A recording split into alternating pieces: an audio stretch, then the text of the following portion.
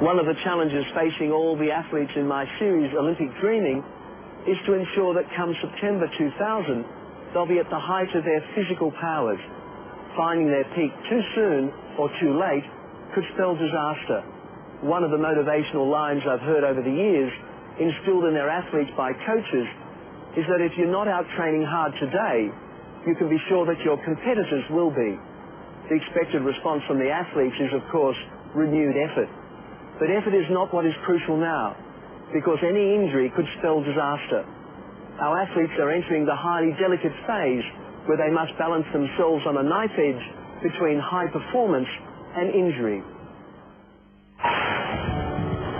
100 of our best chances for Olympic success were selected for this series 6 years ago.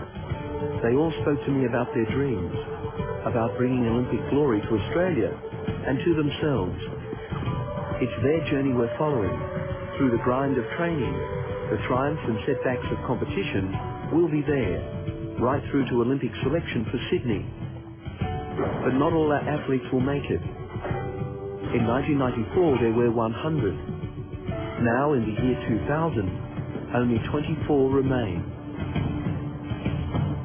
In a little less than 6 years, 3 out of every 4 potential Olympians have now dropped out.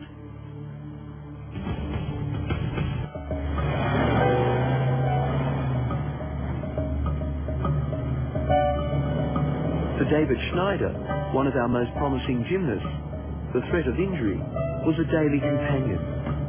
And as a kid, this threat was not just from his sport.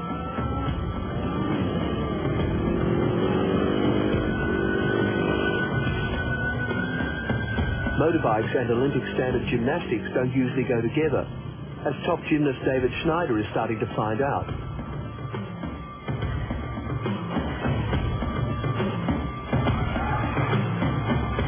At 14, David is blessed with an abundance of talent, and barring accidents is regarded as a near certainty for the Australian team in 2000.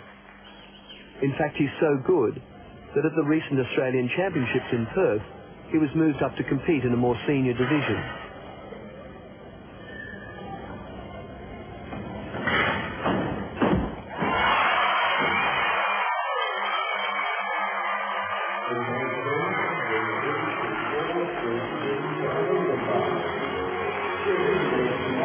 Small in everything but ability, even David was taken by surprise. They're much older than me, they're about 17. I'm only 14, and I usually don't get that nervous, but I'm sort of a bit nervous in this competition.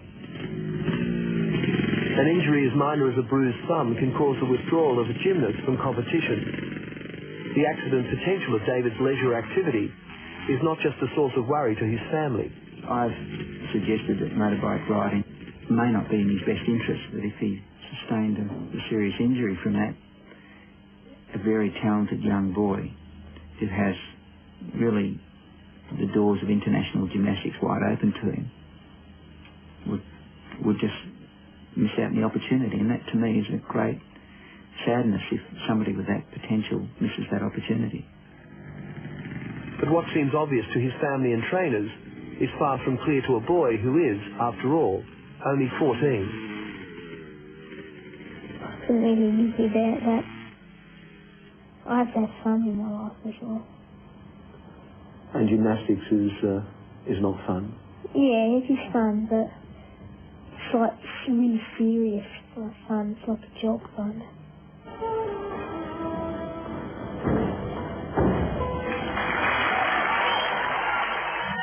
Good though he is, David still has to face stiff competition at the national championships.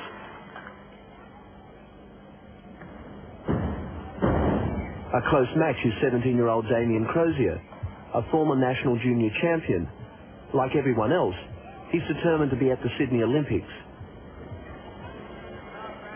As expected, at the end of the first of 2 days of competition, David is trailing the larger and more experienced rival, Damien.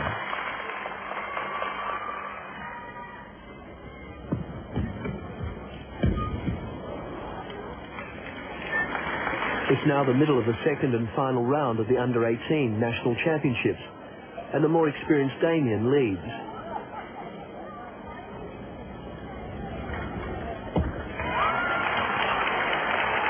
This round is the same as the first, with each gymnast having one chance to perform on all 6 apparatus. The routines of the older Damien are naturally more complex than David's, and with a greater degree of difficulty, has the potential for a higher score, but with it comes a greater risk for error.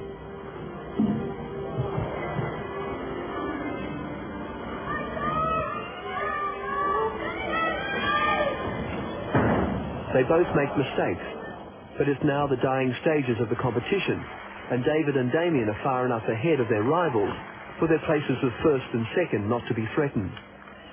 As the points are tallied, the only question that remains is, who is our new under-18 national gymnastics champion? The all-around the board, and in first place with a score of 97.95, our new under-18 national champion from Western Australia, David Schneider.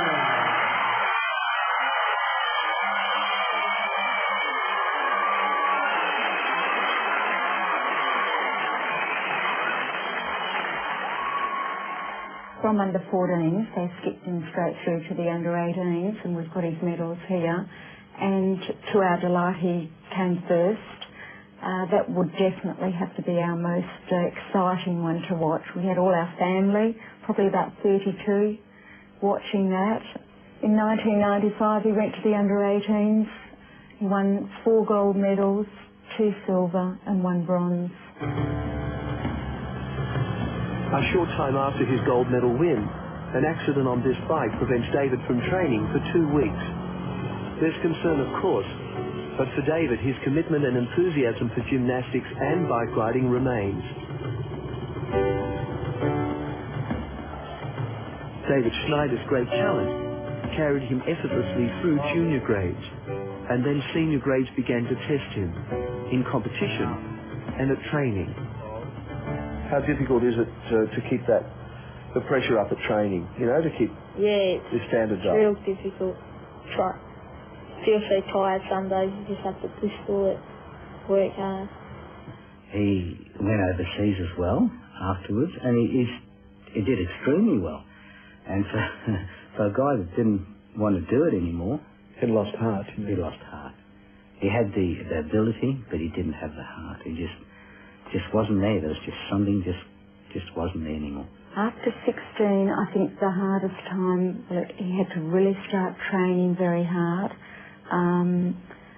Between 16 and 17 was his hardest time. He had to make his decision then. He was getting too many ups and downs. So he had a whole year making his decision to leave. He was also doing his apprenticeship and training at the same time. You know, so he was training, well, he was, you know, working for me 5 hours a day and training 6 hours a day. That's an 11-hour day, which is, you know, quite a lot. It's the year 2000, and I finally catch up with David. I just didn't enjoy it anymore, and I had no goals, no big goals. Olympics was never my goal, and I was just doing it because I enjoyed it, you know, and had fun, and it just became a habit, and I said I just didn't enjoy it, didn't want to do it anymore. Is there a sadness for you now? There'll always be a sadness for us, especially when we watch the Olympics, year 2000. And what will you be thinking as you watch it? Definitely that David could have been there. He had a very good possibility of being there and winning a medal. That's the problem. What do you mean? Really good, so everyone had high expectations of me. So I also didn't want to let anyone down. That's why it took me maybe a couple of years to finally quit. I think the parents get more joy than the actual athlete, you know, or their son or daughter, you know. It's a fantastic feeling. It's just unbelievable, you know. But, I mean, you know, as long as David's happy with what he does today, as long as, you know, the future's good for him, that's also happiness too. A few years ago, I was given a rare insight into the uniqueness of those athletes appearing in my series, Olympic Dreaming. It was late 1993. I'd just begun my research, and I was talking to a gymnastics coach. She told me that the day before there'd been an accident and a young girl had broken her arm. As we spoke, we sensed that someone was watching us.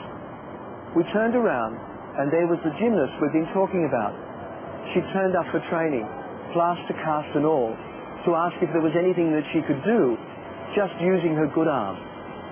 Stories like this don't seem so unusual to me now, because it seems that every potential Olympian still remaining out of the original 100 in my series will have to have that level of commitment and determination if they expect to have any chance of marching into the Sydney Olympic arena.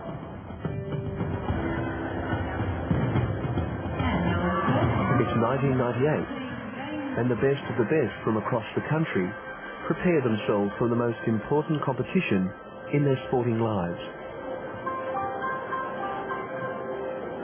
Tonight, the top 20 junior gymnasts in Australia will be selected for a special Year 2000 squad. If these gymnasts want to keep their Olympic dreams alive, it's crucial that tonight they make the cut.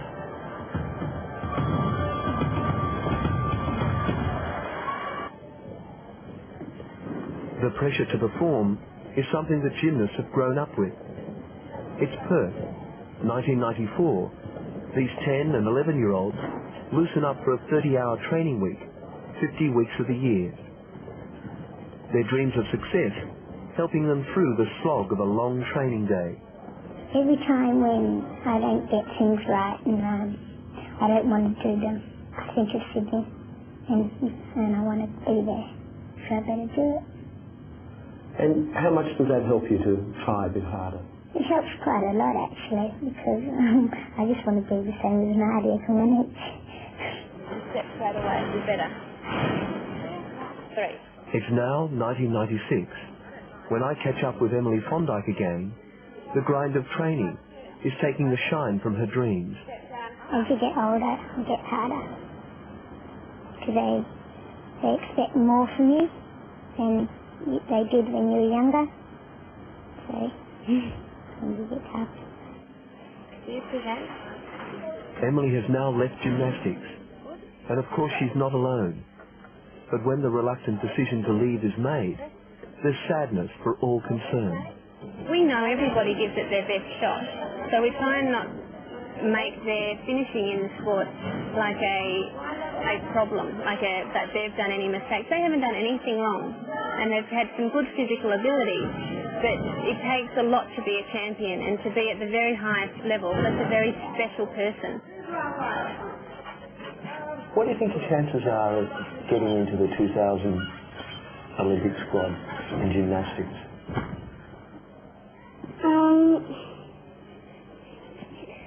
I'm not really sure at the moment, but I hope they're pretty good at it. Is that something that you're really working towards? Yep. It's a long way off though, isn't it? It seems like it, but it's not really. 6 years?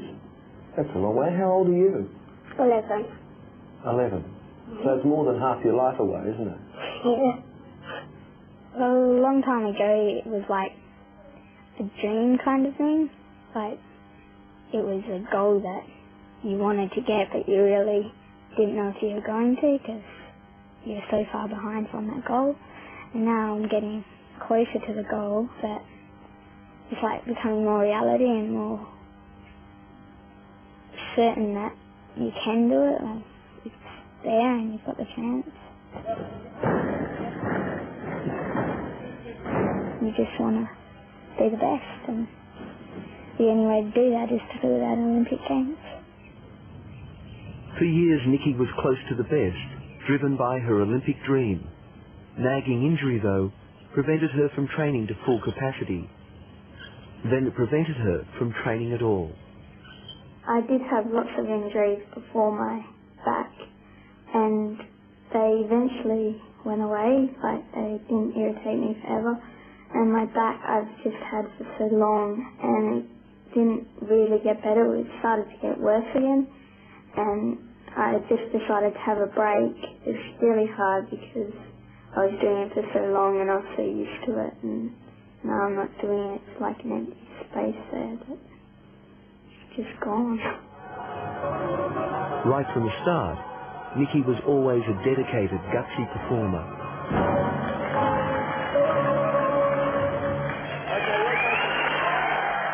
I still want to go to the Olympics, because I was thinking about it for so long. It's like a dream that it was shattered. Sharing the competition floor is another gifted performer. But even as a 9-year-old, Jackie's Olympic dream was grounded by a sense of caution. How long do you think you might stay in gymnastics? Probably until the year 2000. That seems to be pretty common. I hear that story a lot. Why is it so important for you? Well, I enjoy it and I want to be good. I want to have a career in gym. And how good do you want to be? As good as I can get. How good do you think that might be? I have no idea. If you want to be a good gymnast, how important do you think strength is? It would be about 50% of the thing, strength, because you need an equal balance of strength, but not too much. So when is it that you have too much strength that you've got to be? How would that affect your performance? You would just look, I think, really bulky. I don't think it would look nice. And the look of a gymnast is obviously important. Yeah. What other aspects of a person's makeup, that is, in the mind, psychologically and also physically, that's important? Flexibility, and you need to be able to keep concentrating. Is that hard sometimes? Yes.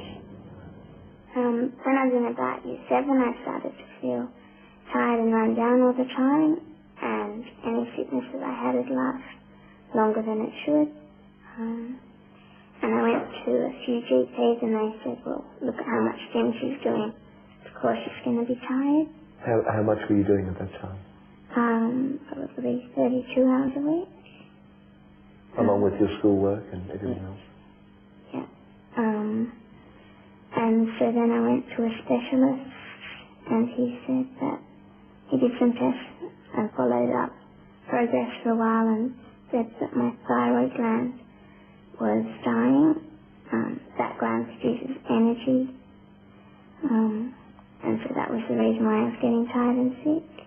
We were watching a child that was fading away, not achieving in the gym, losing her academic status, which has been really high. The thyroid problem is also connected to the immune system, and he thought that my immune system was having troubles because of all of the gym as well. After I was getting sick more and more for a while, the doctor said, look, I can't find anything else wrong except for that.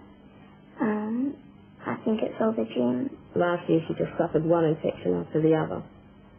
And so she missed the last term before the gym was stopped. She missed about half of the school days, just lying here on the floor saying I can't move, and she couldn't. So her doctor and I had a chat, and he's a very nice guy. And he couldn't quite come to it because he knew what it was all about. So I said to him, is it time to tell her she has to stop? And he said, well, she has to take 3 months rest. I couldn't do gym after 3 months off. That longer time off, at this stage where I'm growing and just getting closer to the bigger competitions, it's very hard to get back into it. And she went to school and she rang me up and she said, I can't afford 3 months out, so I've finished. And that was last October. I was really upset by it, but I tried to focus more on the good things, that I could go out more now. For a while I was thinking, oh, maybe I can go back. I don't know if I should quit. And eventually I thought, well, you've got to decide. And I thought about it, and I just thought, well, you can't come back. And I'm going to be sad about it, but I'll get over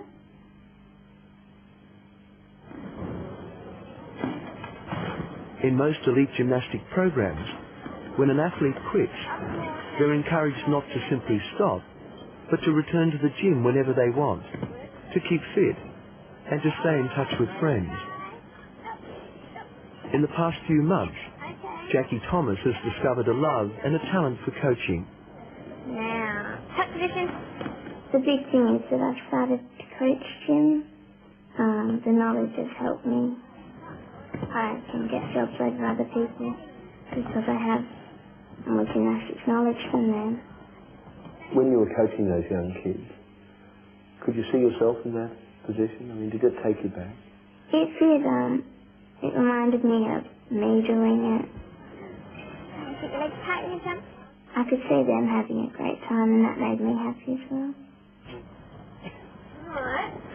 The countdown for gymnast Brooke O'Brien is now gathering pace.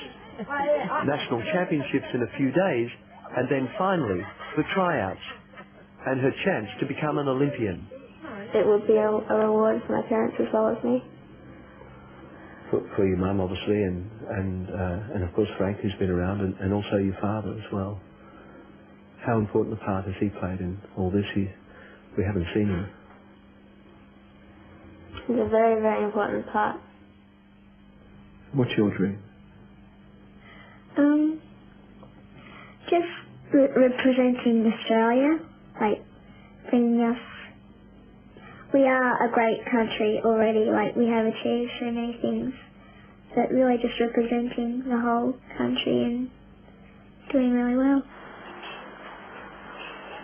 Brooke's story is as long as this series has existed, and it's one that's full of twists and turns, and a story at this time without an obvious outcome. Right from the first time that Brooke entered a gymnasium, it was clear to anyone that Brooke was a gifted gymnast with a talent that could well take her through to the Sydney Olympics. I think I have a pretty good chance if I can achieve all my goals and really push through. Yeah, if I can do that, I reckon I can make it. There's been many tough times, but I think that it'll all be worth it at the end. You're 10 years old. Yeah. And you'll be 16, or almost 16 at the Olympics. It's really a lot to ask in some ways, that for a person to think that far ahead. Is it difficult for you to do so? No, unless something stops me, like an injury or something, or something happens, I think I have no worries. Of course, injury is a constant worry. For those who are forced out of gymnastics, often a history of injury will follow them. So it was greeted with great surprise when an injury-free Brooke O'Brien decided to quit. I was doing really well at gym. I wasn't finding training hard at all. I guess it was just a bit hard. I just became really tired and I didn't want to do it anymore. My coach was really, really shocked. It was like a death, in fact. With the same sorts of feelings as I would imagine you would go through grieving for something or someone. And did that strike home to you that although in a peripheral sense you were involved, were you surprised how much a part of your life it was? Oh, I was horrified at that. I mean, I pride myself on not being a pushy parent, but I stood back and looked and thought, hang on, if this is upsetting me this much, I've obviously been too involved. It means too much to me. And I had to remind myself, hey, if she's not upset about it, why am I upset about it? It's her life. Would you be surprised if suddenly she said that she wanted to return? No, I wouldn't, but I don't know. I've often thought about that, but I think maybe that's just my little secret wish. I don't think it's what she wants at all. No, I don't think she'd ever go back. Brooke continues to defy prediction and promptly decides to return. Now she's surprising her mum and just about everyone who knows her, with a new determination that's driving her towards 2000. That dream that we talked about 4 years ago, the dream of the 2000 Olympics, is that still brightly shining? Definitely probably shining more brightly than ever. When I came back I was so motivated. I was ready to go. I really wanted to get in there. And I haven't changed since. Brooke's unusual in this sport because once a gymnast leaves for as long as Brooke has, it's rare for them to return, and even more rare to catch up to an elite level. Her improvement is marked from last year's national competition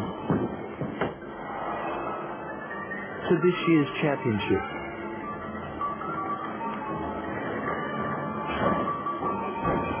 It's not enough though, and Brooke narrowly misses out on final selection for the Olympic team.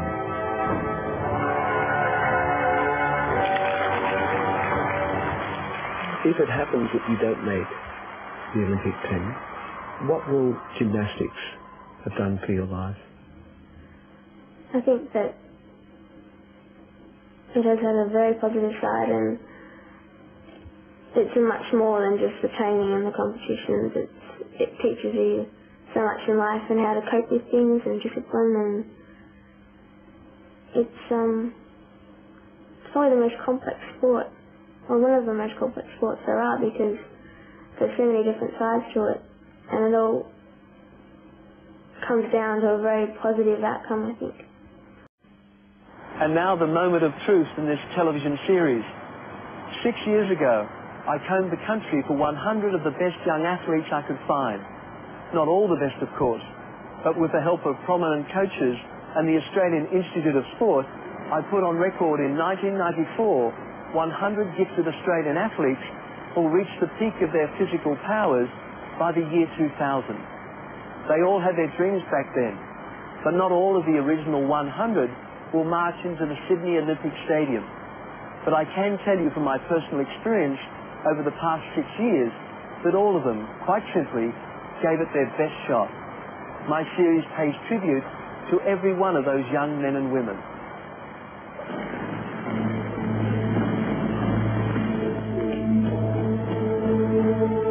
I had no idea that 6 years ago I would begin a series that would turn out to be a world first. It's 1994, and I begin with a simple idea. I decide to film for 6 years the stories of aspiring Sydney Olympians. I begin modestly enough and start filming 20 athletes. And then I increase the number to 30, and then to 50, and then 100. I'm surprised to be told that I'm now making the largest film production of potential Olympians ever recorded. And this series quickly becomes much more than a narrow story about sport, but as well, it gives an intimate insight into family relationships. And how do you easily spot Olympic potential in a 9-year-old kid as shy as this one? Because I've got really good tumbling, and you don't get as nervous as well. You don't have quite so far to fall either, do you? No. Who would have guessed that this kid would not only go on to be our youngest senior champion, but also astound the gymnastics world with the execution of a vault previously thought impossible. But more about that later. From the original 100 Olympic hopefuls who began this series, now only 26 remain. This film looks at some of those athletes as they battle to claim a place on the Australian Olympic team. Well, it's the big year, isn't it? Yes. Can you believe it's come so quickly or slowly? Quickly. It's come very quickly. It's, I don't know, just very sweet and short, the time that's gone by. It's come so fast that it's totally unbelievable that it's the year of the Olympics already. What do you think you have that makes you just that little bit better than the other gymnasts that you might be competing against? I don't know, maybe just more potential getting there, and just don't think so negative if you fall, just think positive. You've got next apparatus, you did well, but blank that out your mind. If Alana's approach to bad moves in competition is to blank them out of her mind, she had some serious work to do at last year's national championship when she attempted to perform on this apparatus, the beam. Yeah, I suppose I was just thinking, oh my gosh, I've fallen off. I've got to get up and keep going with the routine. I suppose I was just, oh, I've got to get up and quickly finish my beam routine and do the best I can with the rest of it. She really only blames herself. It's not total devastation. It's kind of like, why on earth did you do that? It is difficult, but you have to learn that you're an actress up there and you have to describe any emotional feelings that you have and just look confident and calm. Because if you don't look confident and calm, you won't feel it, and then you might have another disaster. So you've got to keep it all down, deep down inside, and just keep going with the confidence that you had at the start of the routine. What's it like to watch your daughter perform? It's pretty nerve-wracking. I'm a mess. Because I know how much it means to her. I know how hard she works and what she wants to achieve. I feel out of control. I know it's in her hands, and like all mothers, you'd love to be holding them and protecting them. You just have to go and trust. But yeah, I get nervous. But it's wonderful to watch her. She amazes me. The gymnasium for Alana was love at first sight, right from the moment that she was taken to one at 16 months, because there were continuing concerns for her health. She wasn't growing very well, and it took her a long time to walk. So the Princess Margaret Hospital, which is the children's hospital here in Perth, recommended that I take her to a kindy gym because I was concerned about balance and coordination. And then when I got to age of 2, I just stopped. All the trouble stopped and everything. So I think that was a relief, and that I grew out of it. Oh, soon found out she didn't have a balance or coordination problem, and she really loved doing it. So I just thought, well, this is as good as going to a play group. It quickly became much more than a play group, with Alana being selected by Western Australia to be a member of an elite gymnastics group. Once she entered the elite group, the long hours began. But even though Alana's dad's work took him overseas a great deal, they maximised every moment they could, talking gym and just being together. I always remember my dad going to the airport late at night, taking him there, and fetching him again late at night, waking up to the airport, and seeing him come through the doors. I think that was a very important time to me, because it was like Daddy's home again. He'd actually flown home specifically for the weekend and went back over East for the state championships, which he won, and he was just like so thrilled. I thought we're lucky to get him home every time he went away. So he went away, and we went over to America actually, and Anna was selected in the Australian team during the Junior Pacific Alliance, which was held in Colorado Springs. And we'll just go to gym like normal, go warm up and everything, and Kim Dale just said, which way to Alana for a sec. I got a phone call in my hotel room to say that something had happened. And then when I saw my mum there just crying, I immediately thought, because I hadn't seen Nikolai yet either. Who's your coach? With my coach, Nikolai, who went with me. And I knew it was something to do with my dad. And there'd been a plane crash, and that they wasn't confirmed, but it looked like all the passengers were killed. Oh, just the shock of the impact of them telling me that if the plane had gone down, he was definitely on that plane. It was just horrendous, I think.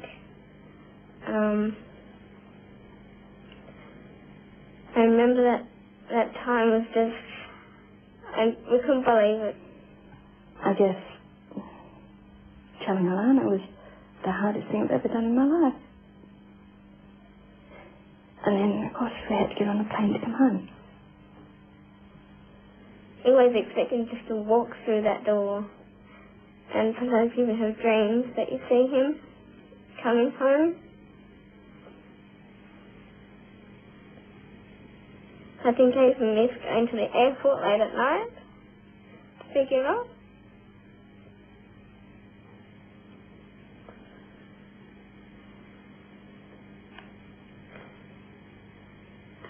I think the hardest thing is all the memories we have, like going through photos and seeing him. I even get the eulogy, I think it is, at the funeral. The eulogy? Eulogy, yeah. I don't know how I did that, but I did. And What could you say at your dad's funeral? I don't know. I think thanking him for everything he's done. I was pretty amazed at how I got back into gym pretty fast. I only had 2 weeks off.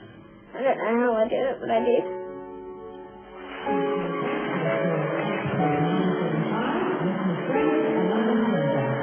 Alana was able to put this tragedy on hold and win team and individual Commonwealth medals and become the first Australian to win her way into the world top 10. But success is a double-edged sword.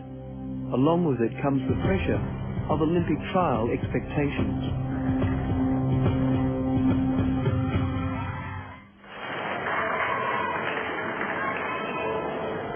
You're watching the National Championship for senior male gymnasts. Perhaps not so keenly followed by the public as women's, but just as demanding in time and commitment.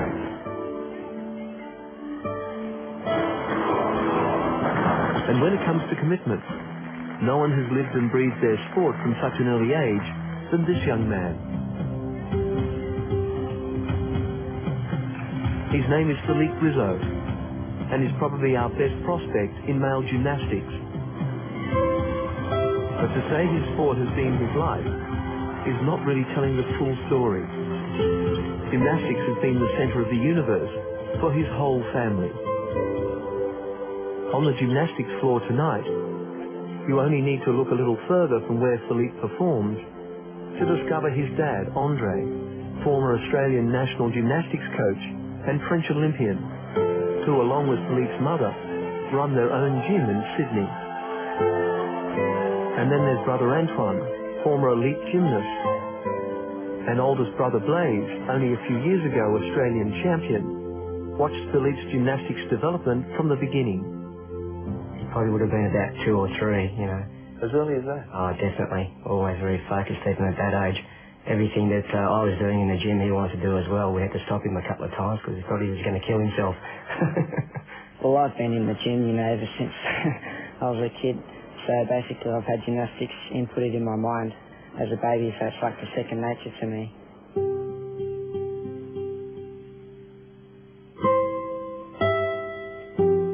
A second nature as it was for all the Rizzo boys growing up. Right from the very start, it was fun, as their bodies were prepared as potential champions. From the time my children was born, I used to play with them a lot. And I thought the best time was after the bath when they all nice and fresh. And I used to do some exercise with them.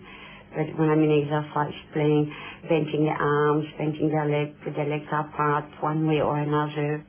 I followed the old brother, because he always in the gym anyway every day. Just not much choice. And I never pushed him, I just started to do it by himself. And by doing that with, like a game, they enjoy to do all that movement, even if they are very simple. So that's maybe why they do so good in gymnastics. It was good for me because when I was coaching older people, I guess about my age, I was just running around doing stuff on the tramp and just mucking around, and they weren't too worried about what I was doing until I'd yell out, say, look at this, and they'll look over and I don't know what they'll be feeling behind, but I'm pretty sure they'll be nervous. The family gymnasium that was always a focus for the Rizzos as boys no longer holds them. They've grown older and drifted apart, but when they have the chance to get together, it's just like old times. My brothers come down every now and then on the weekends. We go out to dinner. Well, last weekend we went out and saw a concert and because we both try to play music. Like, we're not really musicians, but, you know, we try to give it a go. I think Blaze would be insulted by that description. He told me he was a musician. Oh, he is a musician, his profession. But he's not very good. Oh, yeah, he is good, but he's not going to be selling platinum albums. Little bit better, but still no concerns with that. For the time being, Philippe is based in Canberra at the Australian Institute of Sport. I first met him here, and to see him today, it's hard to recognise the kid I spoke to 5 years ago. Do you think you'll stick at gymnastics? Yeah. How long do you reckon? As long as I can go. About 25. 25? Yeah. How old are you now? 13. That's another 12 years. That's almost twice your life. Yep. Do you think you can hang in for that time? Yeah, easy. Was it difficult to say goodbye to your 14-year-old Philippe when he first went to the AIS? I never say goodbye. It was difficult in a sense, then I miss him a lot, yeah, that's for sure, but in one way I was happy because that's a direction in his life, that's what he wanted to go. So there was happy, tears, and sad tears and fine. And I think it's very important that you get to read those criteria and understand them. It wasn't quite like a second home, but as luck would have it, for the head coach at the AIS, Philippe was not just another elite gymnast.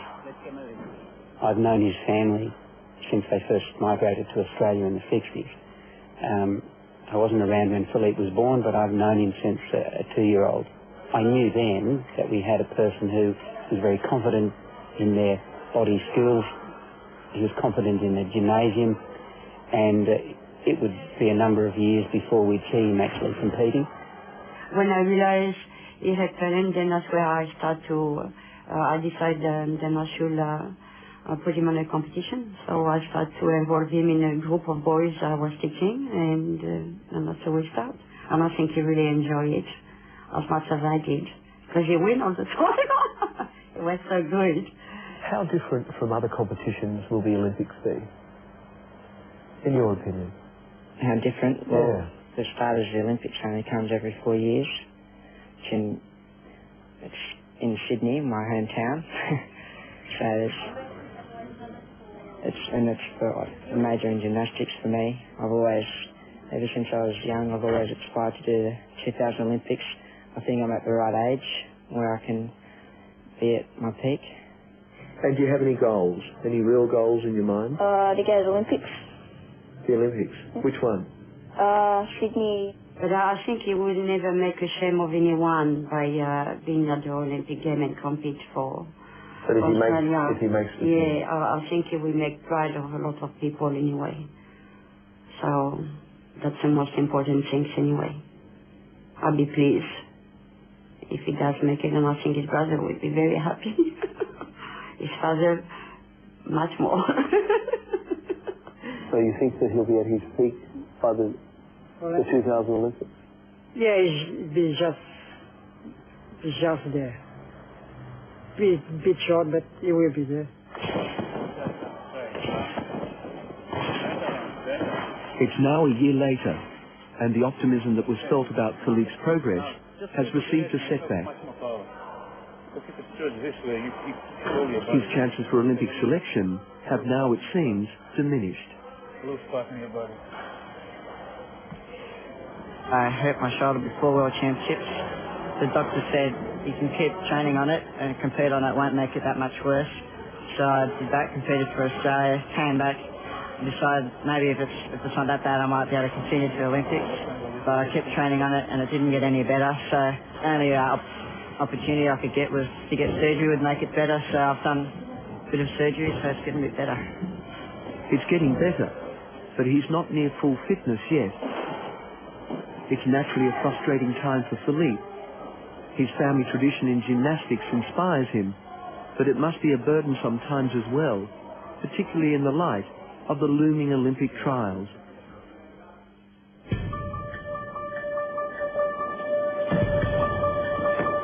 When the series began, Australian gymnastics showed great promise, but were slumped badly, from a peak of number 6 in the world to number 11. The situation is now critical, because we must stay within the top 12, or incredibly, will not be able to enter a team at our own Olympics. With only a handful of months away from the Sydney Games, Australia is about to face a World Championship and possible Olympic exclusion. Everyone is concerned. I speak to Katerina Fruketic, one of our 2000 Olympic hopefuls. At the moment, we're not just thinking of the Olympic Games, we have to qualify first. So really, That's the toughie, isn't it, Katerina? Exactly, we're aiming for the World Championships and qualifying a team. And you've got to be in the top 12, don't you? Yeah, you do. So what happens if you don't make the top 12? Then you can only send a certain amount of gymnasts, like you can't send a whole team. So you can only send about 2 gymnasts, I think it is. So what's going to happen to this series? That's terrible. Well, you better work hard then. Yeah, well, we are working hard. For Katerina, working hard has never been a problem. Right from the very first time I spoke to her. How important is it to you to make the 2000 Olympics? Well, it's really important to me because that means I've made something of my life, not just wasted it. Well, most people, they just go to school and then go home and do nothing. And I'd like to achieve something other than just going to school for the rest of my life and getting a job, because not many people can do gymnastics, and I'd like to go to the Olympics because like I'd be one in maybe, I don't know, 50, 100 people that have that opportunity. But the opportunity for Katerina has come at a cost for her family. Their wholesale move from Western Sydney to Canberra was the beginning of their sacrifice. But although this move triggered a long period of unemployment for Father Branco, his commitment to Katerina's dream never diminished. From my point of view, when I watch her, I'm scared of she will get injured or something, or she will fall from a beam, something like that. And also make me proud when she is standing and getting medals and something like that. I will nearly cry a few times when I saw her.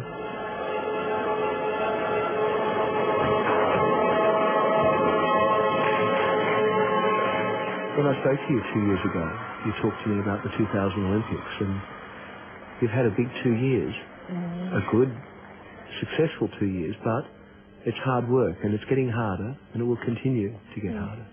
Does that make you feel a little bit tired and feel that maybe you won't achieve your goals? Well, yeah, it does, but if I really want to do it, then I'll have to leave that tiredness behind and just go for my dreams. Going for your dreams is what drives this series, and that's where Katerina Fruketic was heading. First the World Championships, and then selection for the Olympics. A plan that looked realistic until she began a typical training session on this apparatus. I got halfway through it when my foot got caught in the low bar and I flung off and I broke my arm, and I screamed really loud because I knew straight away that it was bad. They just said she hurt her arm. They were doing that how, but when I saw her, I thought, oh my God, her career could be over. She looks so horrible. I wasn't optimistic at all. I knew straight away.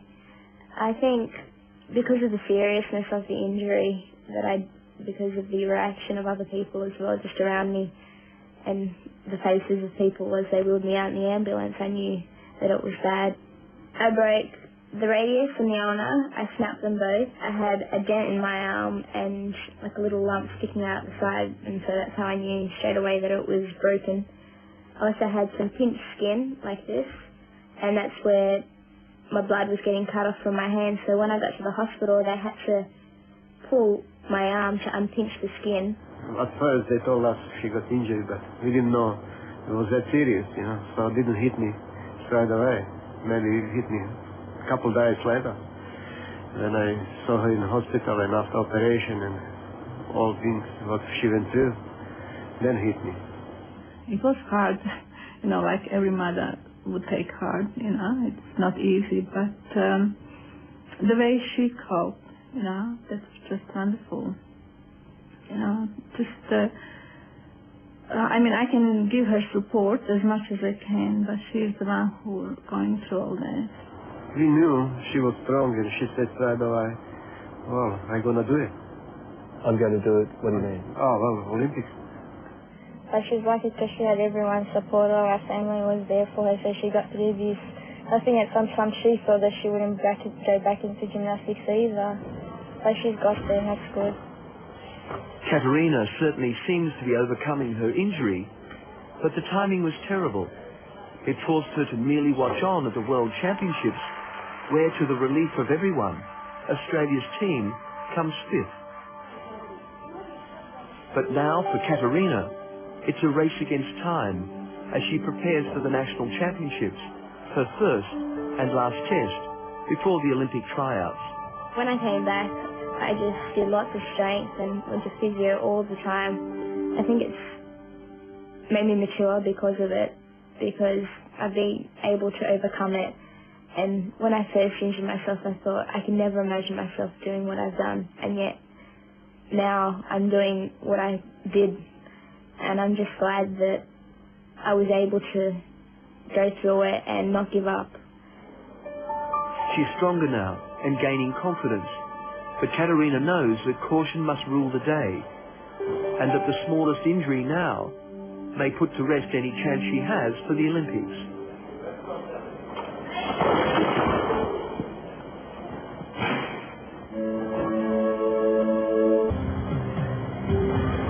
This national championship has real significance for Philippe.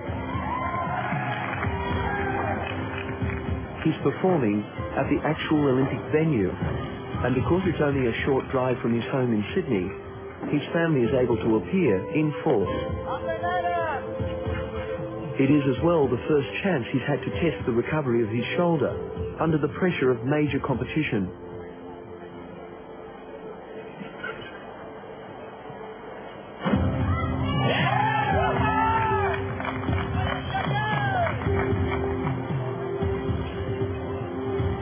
It's clear, though, that his apparatus skills are not as sharp as he'd like.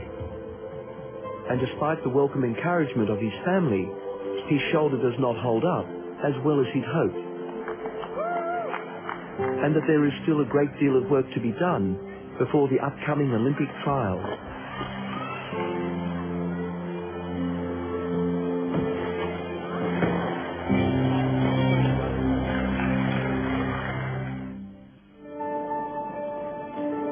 I first met Trudy here. It's 1994, and she's being taken for a run by her dog Roxy. Also enjoying a bit of a warm-up is the elite gymnastics squad from the Victorian Institute of Sport.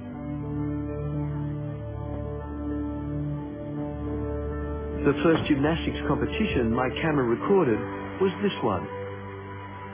I noticed, not surprisingly, that most gymnasts are pretty small, but then I see a kid who's tiny.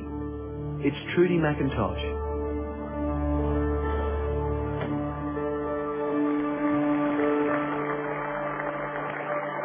The first time I saw Trudy McIntosh was probably about 6 years old, and initially I thought, oh, she's very, very little.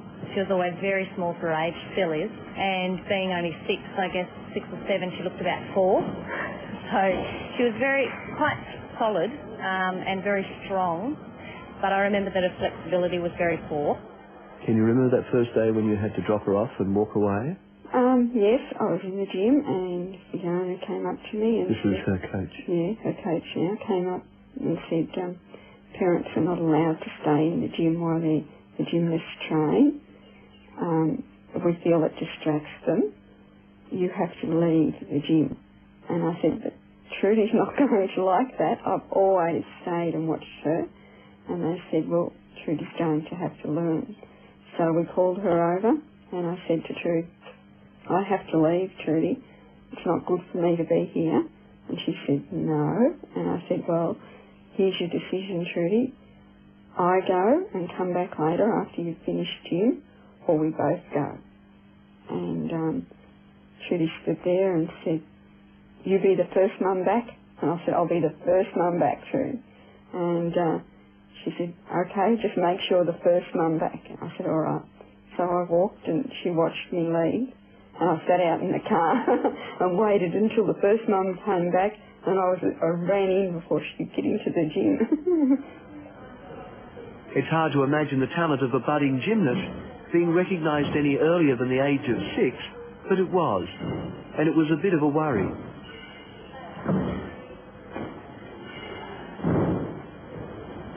You got to do something about your child. And we said, well, what do you mean? She goes, well, she stands on her head while I'm telling stories and everything. And she said, you see her out in the yard and she's doing cartwheels and everything. I said, well, yeah, at home she's climbing all over the couch and jumping from one to the other. And Heather's brother goes, sick, you know, you can't stand to watch her. But there's nothing much we could do about it. I mean, you just couldn't keep her down. She's a really good little baby. Did everything early. Crawled young, walked young. She was 8.5 months walking around. She's very quiet, but very shy little girl. The only place she was confident was at the gym on the floor, like when she was competing and training, and now she's just so much, got a lot more confidence speaking to people. It's done wonders for her confidence. Is it easier now to talk to me and other people with cameras? Yeah, I've had a lot of practice over the years in front of cameras, so I'm getting used to it slowly. Is it still difficult to do? Yeah, I think I'm just one of those people that are a bit shy in front of cameras, but I'm working on it. That may be so now, but my first memory of Trudy was not of a kid back then who could ever be described as talkative. What else is difficult? The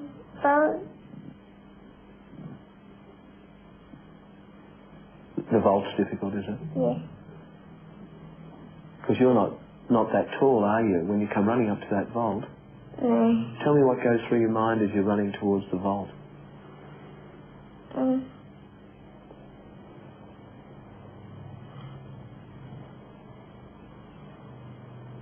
What are you thinking as you're doing it?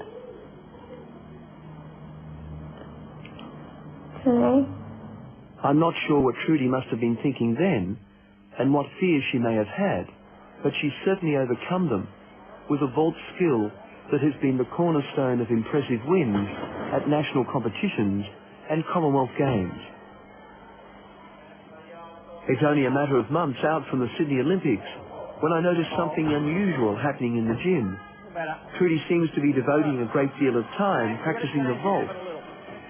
She doesn't tell us much about what's going on in the gym, and she said, "Oh, I'm working on a new vault that nobody else can do in the world, and they've said to me that if I can do it at World Championships, it'll be named Macintosh." And Graham and I just looked and thought, what a little... Don't tell them anything. For a long time we've kind of looked at, say, the Russians, the Romanians and Chinese and said, oh, that's some nice elements, let's pitch a couple of those and put them in our repertoire. And with a number of the younger gymnasts coming through at this point in time, truly one of them, where we've had an opportunity to work with some high-quality athletes at a young age, it gives you the opportunity to, you know, invent something. What she does in terms of the way her body has to work is flip over forwards twice in a straight body position. So her body is laid out, which means it's dead open. So she goes forward twice, and then on the second of those forward somersaults, she has a full twist in it, inside about a second and a half. That's incredible. When they said that she was attempting it, and at first you get a little scared that it's something that she could hurt herself, you know. And I think at that time there was a young girl in America that had actually done a vault, not that one, that had fallen and broke her neck and was, she's a quadriplegic or something. And that frightened me. The first thing as a mum you think of is how much are they risking? And it was a risk to have this vault named after her. Trudy had to perform it to near perfection, at the 1999 World Championships.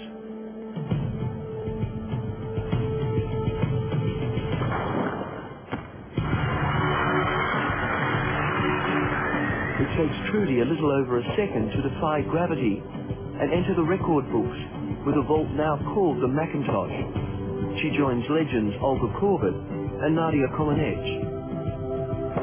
In all the excitement, it's easy to forget when the toughest decision of all had to be made. To follow her Olympic dream, Trudy must settle in Melbourne with other gymnasts.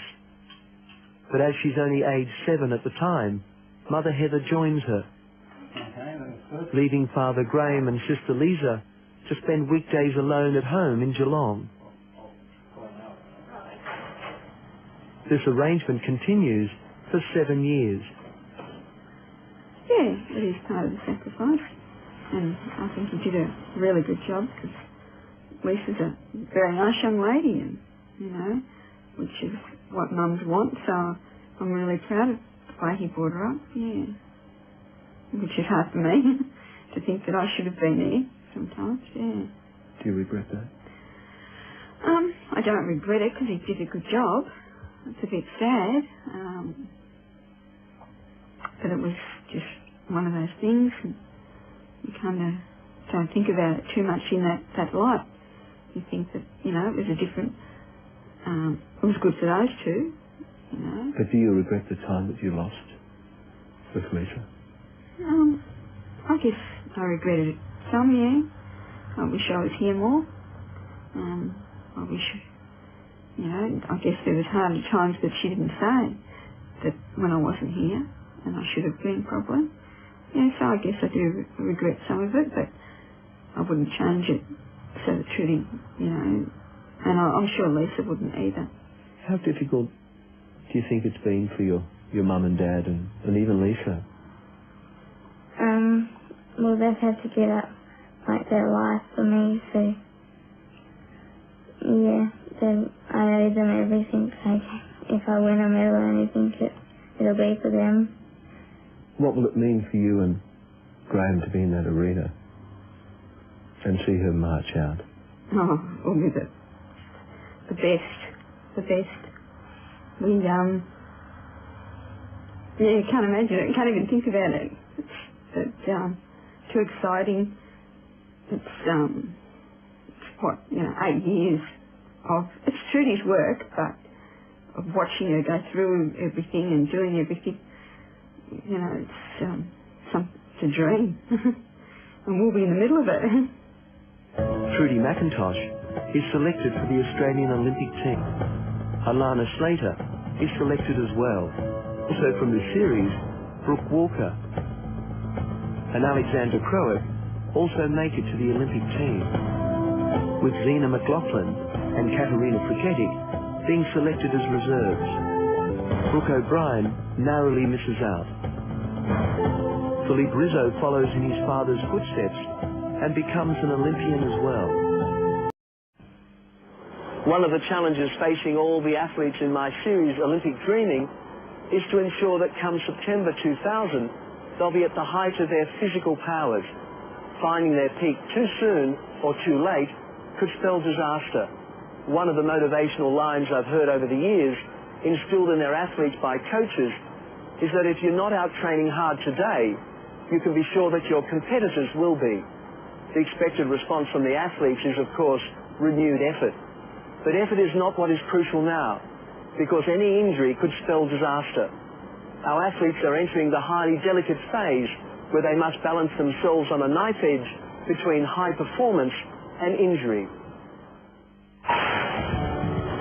100 of our best chances for Olympic success were selected for this series 6 years ago. They all spoke to me about their dreams, about bringing Olympic glory to Australia and to themselves.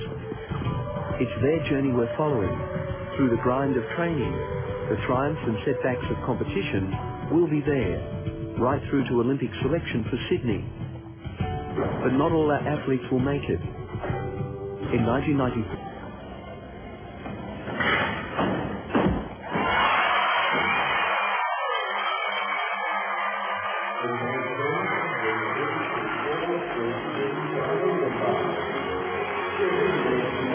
Small in everything but ability, even David was taken by surprise. They're much older than me. They're about 17. I'm only 14. And I usually don't get that nervous, but I'm sort of a bit nervous in this competition. An injury as minor as a bruised thumb can cause the withdrawal of a gymnast from competition. The accident potential of David's leisure activity is not just a source of worry to his family. I've suggested that motorbike riding may not be in his best interest, that if he sustained a serious injury from that, a very talented young boy who has really the doors of international gymnastics wide open to him would just miss out on the opportunity, and that to me is a great sadness if somebody with that potential misses that opportunity. But what seems obvious to his family and trainers is far from clear to a boy who is, after all, there were 100. Now, in the year 2000, only 24 remain. In a little less than 6 years, 3 out of every 4 potential Olympians have now dropped out.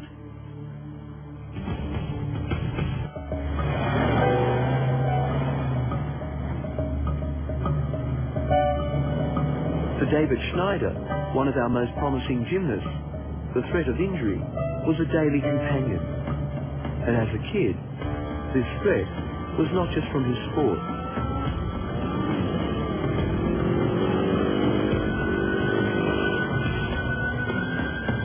Motorbikes and Olympic standard gymnastics don't usually go together, as top gymnast David Schneider is starting to find out.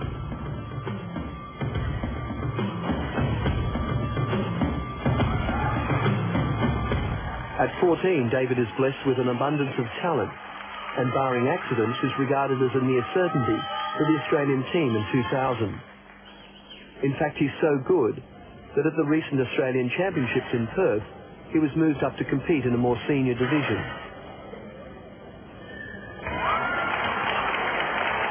This round is the same as the first, with each gymnast having one chance to perform on all 6 apparatus.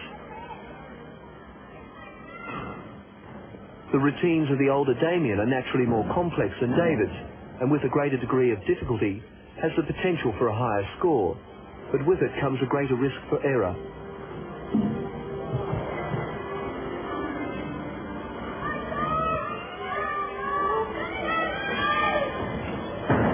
They both make mistakes, but it's now the dying stages of the competition, and David and Damien are far enough ahead of their rivals for their places of first and second not to be threatened. As the points are tallied, the only question that remains is, who is our new under-18 national gymnastics champion? We all around the board, and in first place with a score of 97.95, our new under-18 national champion from Western Australia, David Schneider.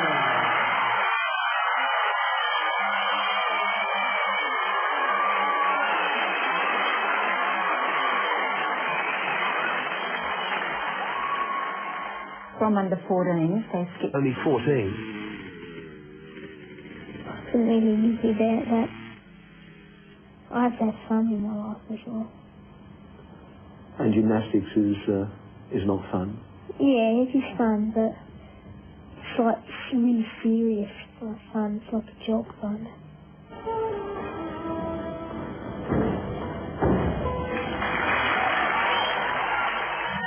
Good though he is, David still has to face stiff competition at the national championships.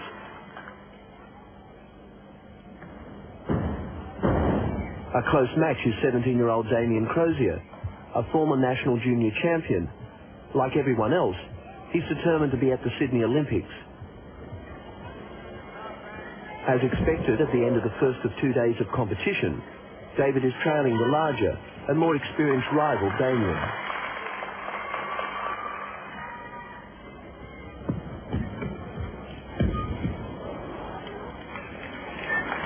It's now the middle of the second and final round of the under-18 national championships, and the more experienced Damien leads.